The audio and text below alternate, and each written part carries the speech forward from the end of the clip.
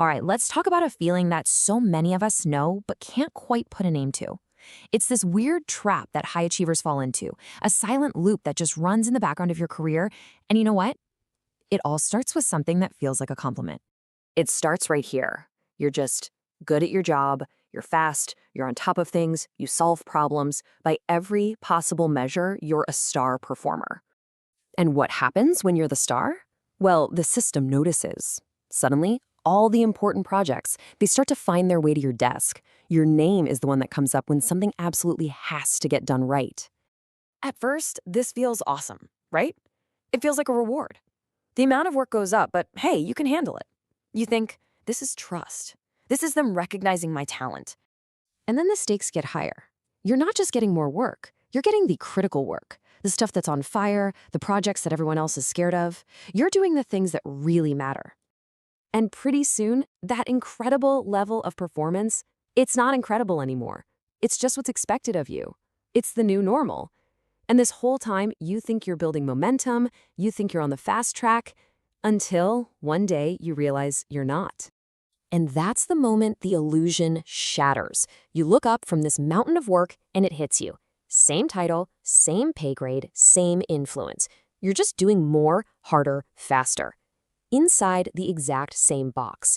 You're not climbing a ladder, you're just running faster on a treadmill. And that's the trap we're breaking down today. So to really understand how this treadmill works, we're going to take it piece by piece. First, we'll look at the paradox itself, how your best asset becomes your biggest problem. Then we'll pull apart the difference between real recognition and what's actually just reinforcement. After that, we'll get into the psychology of why the system wants to keep you right where you are. We'll look at the real price you pay for being so reliable, and then, most importantly, we'll talk about how to get out of it, how to go from just performing to actually building real power. Okay, so let's start with the hook, the thing that pulls you into this cycle in the first place. It doesn't feel bad at all. In fact, it feels great. It feels like you're finally being seen for all your hard work. You get these amazing labels, right? You're the fixer. You're the one who can handle the pressure. You're the person they trust when everything's on the line. And who doesn't want to be that person? It feels like you're building this incredible reputation for being a rock star. But let's stop and really listen to that phrase for a second.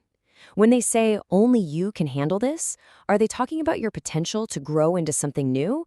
Or are they talking about how useful you are right where you're sitting? Is that a compliment? Or is it a cage? They make it sound like you're indispensable for the future, but what they really mean is you're too indispensable to move right now. And this really gets to the heart of the deception. You think all this trust and all these critical tasks are a down payment on a promotion. You're thinking, okay, if I can just crush this one last thing, they'll see I'm ready for the next level. But the organization, they're thinking, fantastic. We've got someone who can handle this level of work perfectly. So the reward for your great work is just more of the same great work. You're being reinforced, not recognized. So why does this keep happening? I mean, is your manager some evil genius trying to sabotage you? Probably not. The reason is actually much colder and, well, less personal. It's all about how the organization is built to think. You have to understand this one core idea: output stability.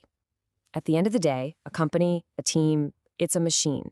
And that machine is designed to produce a predictable result, day in and day out.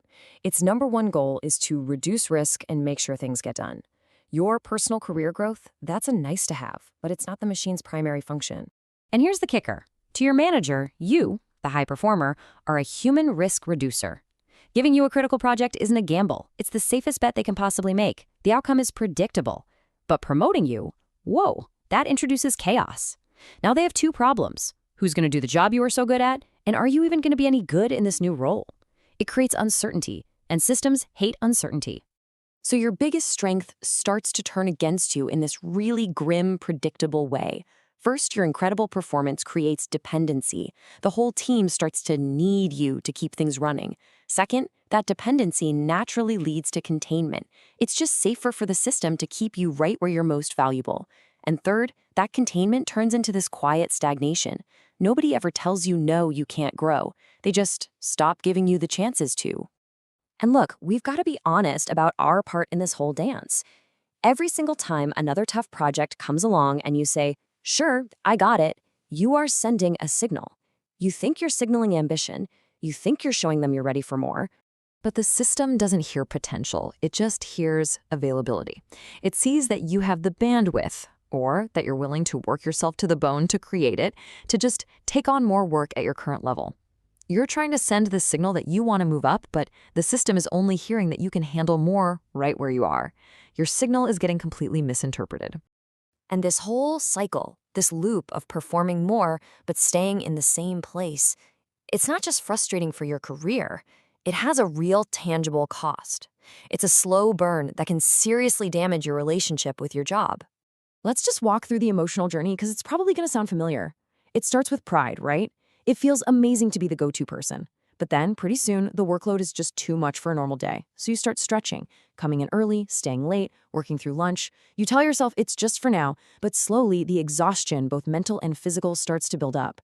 And that pride starts to get replaced with this quiet frustration, especially when you see other people getting promoted for doing less.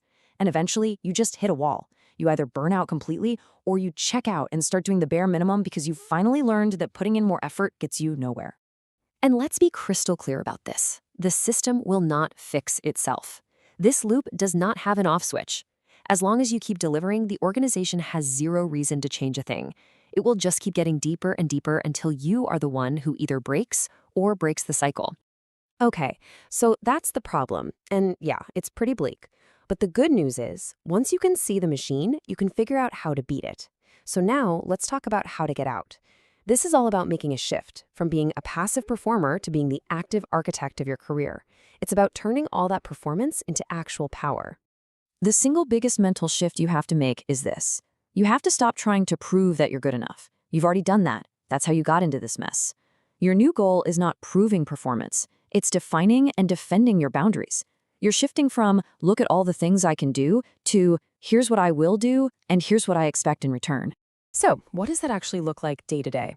Let's get tactical. Number one, you have to learn to say no strategically. That doesn't mean you become difficult, it just means you reframe the question. When they ask you to take on something new, you say, I'd be happy to focus on Project X. To do that, I'll need to deprioritize Project Y. Which one is more important to the business right now? See what that does? It makes your time a visible, finite resource. Number two, prioritize visibility over volume.